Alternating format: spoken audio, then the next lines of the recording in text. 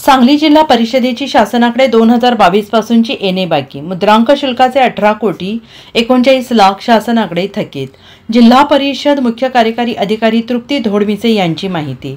सांगली जिल्हा परिषदेची शासनाकडे 2022 पासूनची कोट्यावधींची येणे बाकी असून यामध्ये फक्त मुद्रांक शुल्कचे 18 कोटी 39 लाख शासनाकडे थकीत असल्याची माहिती सांगली जिल्हा परिषदेच्या मुख्य कार्यकारी अधिकारी तृप्ती धोडमिसे यांनी दिली आहे।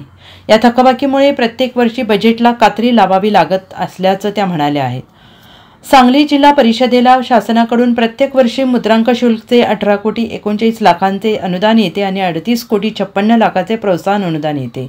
ही रक्कम 2022 पासून थकीत आहे। एकूण अंदाजे 56 कोटी थकबाकी पैकी आज अखेर शासनाकडून सांगली जिल्हा परिषदेला 26 कोटी 60 लाख रुपये प्राप्त झालेले असून उर्वरित रकमेसाठी सातत्याने पाठपुरावा केला जातो आहे। निधी वेळेवर प्राप्त होत नसल्याने जिल्हा परिषदेच्या खर्चाच्या आणि योजनेवर काहीशी कात्री लावावी लागत आहे, ज्यामुळे शासनाने जिल्हा परिषदेचे थकीत अनुदान दिल्यास अनेक योजना गतिमान होण्यास मदत होणार आहे। नमस्कार, मी तृप्ती धोडमिसे, मुख्य कार्यकारी अधिकारी जिल्हा परिषद सांगली। आज दिनांक 24 मार्च 2025 रोजी जिल्हा परिषदेचे मुख्य लेखा व वित्त अधिकारी श्री विठ्ठल चव्हाण यांनी सांगली जिल्हा परिषदेचा 2025-26चा मूळ अर्थसंकल्प तसेच 2024-25चा अंतिम सुधारित अर्थसंकल्प माझ्याकडे सादर केलेला आहे। यामध्ये 2024-25ची खर्च हा आमचा पूर्णपणे होणार आहे, तसेच 31 मार्च 2025 अखेर। त्याचबरोबर 2-3 जे महत्त्वाचे फलनिष्पत्ती आहेत ते मला सांगणं आवश्यक वाटेल। यामध्ये आरोग्य विभागामध्ये जे असंसर्गजन्य आजार आहेत त्यामध्ये आम्ही औषध खरेदी जास्त प्रमाणात करून NCDS हा जो महत्त्वाचा उपक्रम आहे नॅशनल हेल्थ मिशनचा, त्याच्यामध्ये असंसर्गजन्य आजार म्हणजे डायबिटीज किंवा ब्लड प्रेशर ह्यासाठीचे औषध आपण उपलब्ध करून दिलेले आहेत मोठ्या प्रमाणामध्ये, जे आजकाल सगळ्यात मोठा कन्सर्न आहे ग्रामीण रुग्णांसाठी।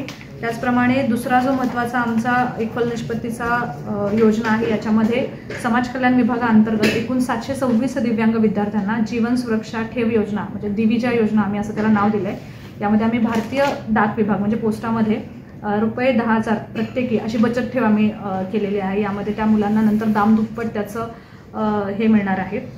त्याचप्रमाणे आमची महत्त्वाची आणखी एक तिसरी सांगण्यासारखी योजना अशी आहे, यामध्ये आम्ही कृषी विभागाकडून देखील एक्सटेन्शन सर्व्हिसेस यावेळेस देण्याचा प्रयत्न केला आणि त्याच अनुषंगाने आम्ही 2025-26 मध्ये देखील कृषी विभागासाठी अधिकच्या योजना तयार केलेल्या आहे। यामध्ये मुळात विस्तार सेवा हाच आम्ही हेतू ठरवलेला आहे। यामध्ये बेसिकली खूप कृषी क्षेत्र, जसं सांगलीमध्ये कृषी क्षेत्र हे तसं तर खूप विकसनशील शेतकरी आपल्याकडे आहेत, तर त्यांना नवीन तंत्रज्ञानाची ओळख करून दिली, स्पेशली ड्रोनचा वापर असणे, आर्टिफिशियल इंटेलिजन्सचा वापर कसा करता येईल यासाठीचा आम्ही एक्सटेन्शन सर्व्हिसेस देण्याचा प्रयत्न करणार आहोत।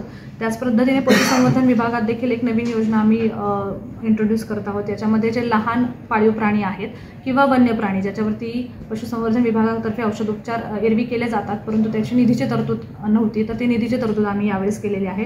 त्याचप्रमाणे माननीय पालकमंत्री महोदय चंद्रकांत दादा पाटील यांच्या सूचनेनुसार आम्ही नशामुक्ती अभियानासाठी देखील एक हेड क्रिएट केलेलं आहे आणि माध्यमिक शिक्षण विभागाअंतर्गत नशामुक्ती अभियान राबवण्यासाठी या निधीची तरतूद आम्ही केलेली आहे। त्याचप्रमाणे माननीय पालकमंत्री महोदयांच्या सूचनेनुसारच महिलांसाठी म्हणजे मुलींसाठी स्वसंरक्षणासाठी प्रशिक्षण, लाठीकाठी असेल किंवा जुडो कराटेचं असेल त्या प्रशिक्षणासाठी देखील आम्ही निधीची वेगळी तरतूद केली आहे।